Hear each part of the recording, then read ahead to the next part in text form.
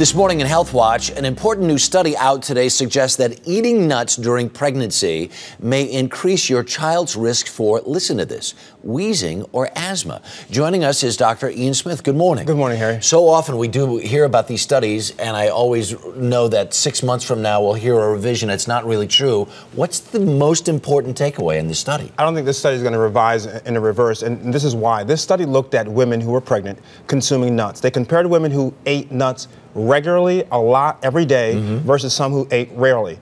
What they found was that those women who ate nuts every day, their child had a 1.5 times greater risk of developing asthma. Wow. Now, they say, they're very cautious. They say, this does not mean you can't eat nuts, but listen, this is that kind of study that says, hey, listen, let's wait till more is done. Right. If you're going to err on the side of caution, you don't need nuts.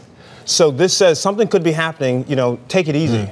Interesting. What would be good substitutes? If you just looked at this on its face value and said, maybe I should back off a little bit, right, what should people use? What should women use, pregnant women use as substitutes? Well, people like nuts because of the protein and the folate. Folate's important for preventing neural tube defects in children, but there are other things you can get this from. If you look at the folate part of it, you can get it from fortified cereals, leafy green vegetables, including asparagus, right, orange juice, melons are very good for you. Protein, the lean meats like turkey and chicken, as well as fish. Get the salmon, that's very important. Don't get the farm-raised fish because farm-raised fish have high levels of mercury. Right. Also eggs, the egg white, high in protein, and tofu if you can stand the taste. It's all about the folic acid, all about the folic acid. Absolutely.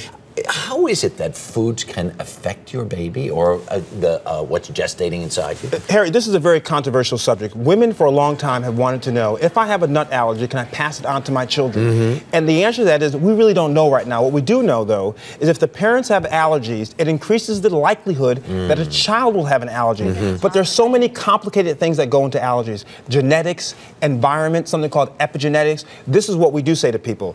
If you have an allergy or you suspect your child could have an allergy, wait till your child is about 1.5 to 2 years old before you introduce nuts. That way, something dangerous cannot happen and your child may actually grow out of the allergy. Wow, really good advice. Dr. Ian Smith, pleasure to see you. Thanks so much.